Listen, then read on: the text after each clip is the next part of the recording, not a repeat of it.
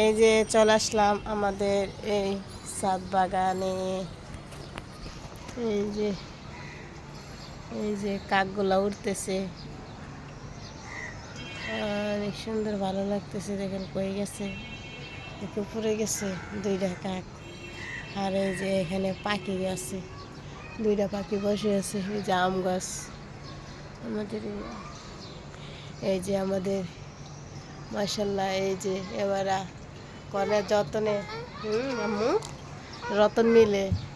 এই যে অনেক সুন্দর, যাক একটা একটা ডালের মধ্যে মনে করেন একটা করে ধরলো অনেকগুলা। এই যে মাশাল্লাহ আমলক্ষীগুলো ধরছে।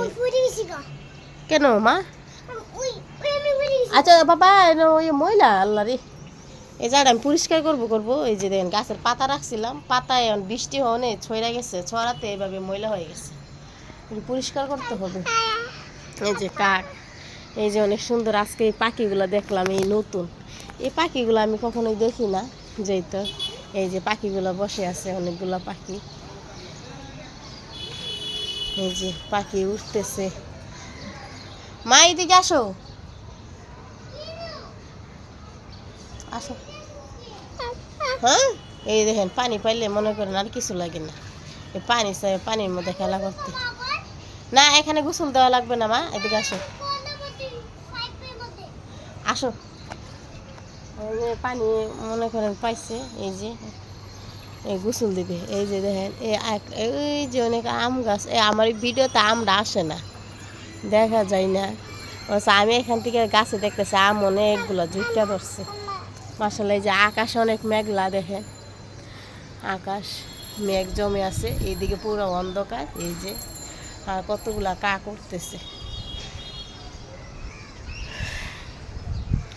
আর এইদিকে তাকালে মনে করেন অন্যরকম একটা সিন লাগে, কারণ এই জায়গায় অনেক এরকম জানি এরকম। এই জায়গাটা দেখলে আমার অন্য একটা কিছু মনে পড়ে যে তো আমি অনেক দূরে আছি, এরকম মনে হয়। কারণ এগুলা বিল্ডিং দেখলে দেখেন একটার মাথা একটাই দেখা যায়।